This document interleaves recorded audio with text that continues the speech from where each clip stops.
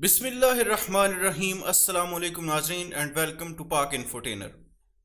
ناظرین، پاکستان کے مایہ ناز لڑاکا طیارے JF-17 تھنڈر کے جدید ترین ورژن بلاک 3 کو پاک فضائیہ کے حوالے کرنے کی تیاری آخری مراحل میں داخل ہو چکی ہے، جو اس سال کے آخر تک یعنی 2020 کے آخر تک پاک فضائیہ کے استعمال میں ہوں گے۔ JF-17 تھنڈر بلاک 3 4 جنریشن کے لڑاکا طیارے ہیں جو اب پاک فضائیہ کے پاس ہوں گے، جنہوں نے اپنی صلاحیتوں میں امریکی F-16، FA-18 اور F-15 جبکہ روس کے سو-27 اور فرانس کے میراج 2000 جیسے مشہور لڑاکا طیاروں کو پیچھے چھوڑ دیا ہے۔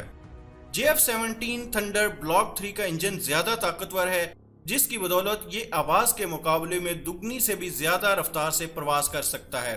اس میں خاص قسم کے کم وزن لیکن مضبوط مادے استعمال کیے گئے ہیں، جو ایک طرف اس کا مجموعی وزن زیادہ بڑھنے نہیں دیتے، جبکہ دوسری جانب اسے دشمن ریڈار کی نظروں سے بچنے میں بھی مدد ملتی ہے۔ ناظرین، JF-17 تھنڈر بلاک 3 ایسے جدید ترین ریڈار، جسے ایاسا ریڈار بھی کہا جاتا ہے، اس سے لیس ہے، جس جام کرنا دشمن کے فضائی دفاعی نظام یعنی ایئر ڈیفنس سسٹم کے لیے انتہائی مشکل ہے۔ پائلٹ کا ہیلمٹ جدید ٹیکنالوجی کا شاہکار ہے، جو طیارے کے اطراف سے بہتر واقفیت کے علاوہ ہتھیاروں پر بہترین کنٹرول کی صلاحیت میں بھی مدد کرتا ہے۔ JF-17 تھنڈر بلاک 3 میں طویل فاصلے پر موجود زمینی اہداف کا بہتر نشانہ لینے کے لیے خصوصی آلہ یعنی ٹارگٹنگ پورٹ بھی اضافی طور پر نصب کیا گیا ہے، جبکہ اسے زمینی یا فضائی اہداف کو ان سے خارج ہونے والی گرمی یعنی ہیٹ ایفیکٹ کی بنیاد پر شناخت کرنے اور نشانہ باندھنے والے نظام IRTS سے بھی ممکنہ طور پر لیس کیا گیا ہے۔ اپنے بلاک 2 ورژن کی طرح JF-17 تھنڈر بلاک 3 میں بھی دوران پرواز ایندھن بھروانے کی سہولت موجود ہوگی، یعنی اس میں ایئر ٹو ایئر ریفیولنگ کی سہولت موجود ہوگی، جس کے باعث یہ 2500 کلومیٹر دور تک کسی بھی ہدف کو نشانہ بنا سکے گا۔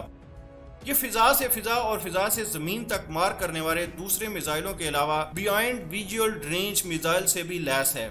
ناظرین، پاکستان کی بڑی افواج کے لیے بنائے گئے بابر کروز میزائل میں کچھ چینجز کرنے کے بعد اسے رات کروز میزائل کی شکل دے دی گئی ہے،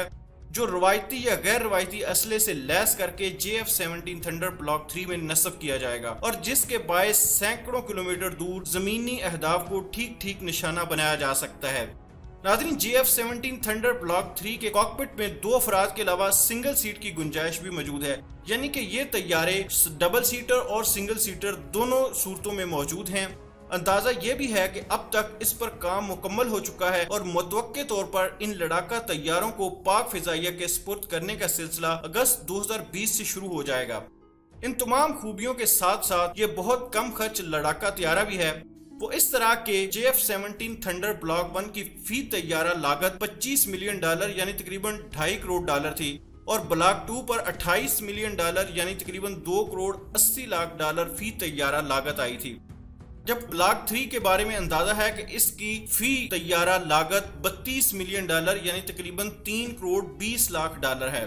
اگر اس لاگت کا موازنہ پرانے F-16 طیاروں یعنی بلاک 52 طیاروں سے کیا جائے تو معلوم ہوگا کہ ان کی اصل قیمت $20 ملین فی طیارہ کے لگ بھگ ہے، لیکن یہ پاکستان کو $34 ملین یعنی $3.40 فی طیارہ کے حساب سے فروخت کیے گئے۔ کچھ ماہ پہلے امریکہ سے اسی پرانی قسم کے مزید F-16 طیاروں کی خریداری کا معاملہ بھی اسی لیے کھٹائی میں پڑ گیا تھا، کیونکہ اب کی بار امریکہ نے پاکستان سے ان کی فی طیارہ قیمت 87 ملین یعنی تقریباً $8.70 سے بھی کچھ زیادہ طلب کر لی تھی، جو F-16 کی پچھلی قیمت سے 2.5 گنا زیادہ تھی۔ ناظرین، کچھ ماہ پہلے بھارت نے فرانس سے 36 عدد رافیل لڑاکا طیارے خریدنے کا معاہدہ کیا، جس کے تحت رافیل کی فی طیارہ قیمت تقریباً $242 ملین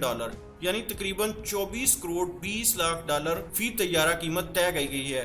جبکہ اس معاہدے کی مجموعی لاگت $8.70 کروڑ ہے۔ ان تمام اعداد و شمار سے صاف ظاہر ہے کہ JF-17 تھنڈر بلاک 3 اپنی خصوصیات اور صلاحیتوں کے اعتبار سے دنیا کے جدید لڑاکا طیاروں کے ہم پلہ ہونے کے ساتھ ساتھ پاکستان کے لیے کم خرچ بھی ہے۔ ان سب سے بڑھ کر بات یہ ہے کہ JF-17 تھنڈر کی بدولت پاکستان نے مقامی طور پر عسکری طیارہ سازی میں خود کفالت کی طرف قدم بڑھانا شروع کر دیا ہے۔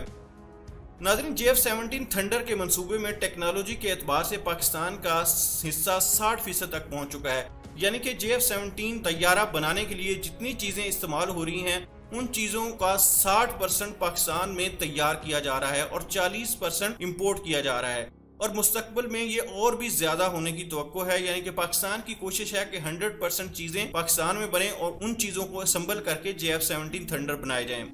JF-17 thunder block 3 Pakistani engineers کا مثالی اور قابل فخر کارنامہ ہے، جس کے لیے پاک فضائیہ کے دفاعی منصوبہ ساز اور پاکستان ایروناٹیکل کمپلیکس یعنی PAC کے انجینئرز مبارکباد کے مستحق ہیں۔ غیر مصدقہ اطلاعات کے مطابق PAC میں F-17 تھنڈر کے اس سے بھی زیادہ جدید ورژن یعنی بلاک 4 پر ابتدائی کام کا آغاز ہو چکا ہے۔ اگرچہ اس بارے میں زیادہ تفصیلات ابھی تک دستیاب نہیں ہوئی، لیکن ہم امید کرتے ہیں کہ اپنے بلاک 4 کے ساتھ JF-17 تھنڈر 5ویں نسل کے لڑاکا طیاروں یعنی 5th جنریشن لڑاکا طیاروں کی صف میں شامل ہو جائے گا۔ ناظرین، امید کرتا ہوں آپ کو یہ انفارمیشن اچھی لگی ہوگی۔ اپنے دوستوں کے ساتھ بھی شیئر کیجیے گا اور میرا چینل سبسکرائب کرنا مت بھولیے گا۔ اللہ حافظ۔